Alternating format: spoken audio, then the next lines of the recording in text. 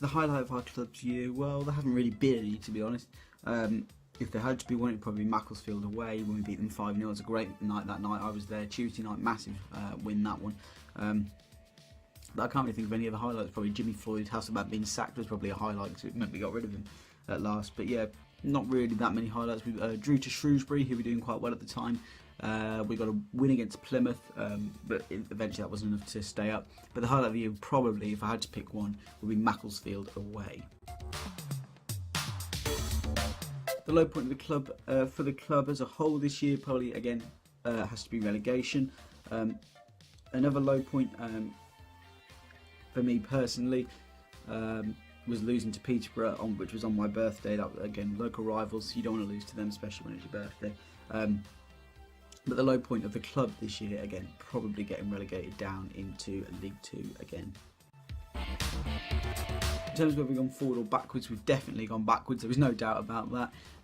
Relegation obviously set us back a lot, and now we're sitting in mid-table in League 2, which we shouldn't really be doing as a team that's just come down. Below mid-table as a team that's just come down from League 1. So definitely a step backwards. Hopefully in 2019 we can move a lot further forward and get back into League 1 as soon as possible. But to be successful this year, we need to rebuild. Keith Curle needs to get rid of who he doesn't want, which is what he's doing really at the minute. Getting rid of who he doesn't want, bringing in who he wants, which he'll do in the summer, and that's how we can be successful this year. So Keith Curle can have a team of players that he wants, a team of players that are familiar to him and his team, rather than somebody else's team or three managers' teams that we've had in the past year in terms of Hasselbank, Austin, and Justin Edinburgh. Our best player this year, well, I would say probably Richard O'Donnell if he was still with us, but he left in the summer to go to Bradford City. Matt Crooks has been good all year round, but wasn't really great last season. He's been good this season though. Van Veen's been good as well this season. Again, last season he was terrible. But if I had to give it a solid all-round player that's been consistent throughout the year, which is probably all I can give them that award for, consistency, rather than actually playing well, it's probably David Buchanan. That would be my player of the year, because he's the only one that actually performs well on a consistent basis.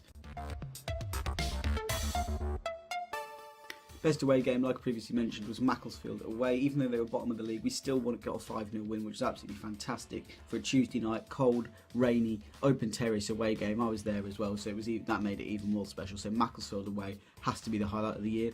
At the start of the year, we beat Blackburn. We drew to Blackburn 1-1 away at Ewood Park. That was a good point in the year. But yeah, it definitely has to be Macclesfield away. That was a good time. MK at home, just before the end of the year, where we came back from 2-0 down to draw. But I think Macclesfield probably is still the best. Okay, so yeah, why we're not higher up the league is probably because we've got a team there that's got three managers' players in it. It's got Justin Edinburgh's players, it's got Hasselbank's players, and it's got Austin's players, Dean Austin. So why we're not higher up the league is our transfer policy is completely wrong. We're paying players too much to play for us that don't really want to play for us. For example, Van Veen. So yeah, we're not higher up the league because our transfer policy is wrong. We're not spending our money right, and we've sacked and not given enough time to too many managers this year.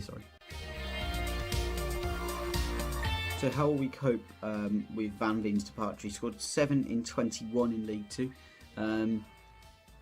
Mostly have been from dead ball situations. Some of them have been some good open play goals, like the two against Cambridge, for example. But how will we adapt? Well, we've now got to go and find a goal scorer. We've got Andy Williams up front, Junior Moraes, Andy Williams has started to score again. Junior Moraes is just trying to work himself back into the team and establish himself as a Cobblers player. But how will we cope with the sale of Van Veen? Well, I just hope we spend the money well, to be honest. I think that's what has to be done. The money that we've got for him, we've obviously sold him for a bit of money. We've got to spend it well, we've got to spend it right, and hopefully, fingers crossed, Keith Curle can do that for us. In terms of managers we've had this year, whether it's been a poor appointment or a good appointment, I would say probably it's the board's fault that we've had so many managers this year. We had too many managers. We didn't give Hasselbank, I was glad to see the back of. Fair enough. Dean Austin didn't have the time that he should have got. I think he would have probably, well, I wanted him out, to be honest. I didn't want him in the first place, but I think having given a chance and given some time to build his own team, he probably would have been able to do quite well. But yeah, hopefully Keith Curle's here now to come in and steady the ship. But in terms of, I think it's probably bad appointments by the board. I don't think Hasselbank was ever going to work. Again, we got the manager buzz where we won the first 3 games or whatever, and then it just faded off, and everyone just didn't really care anymore. I think Austin should have been given more time. But yeah, hopefully Keith Curle can, the new man, can do us well.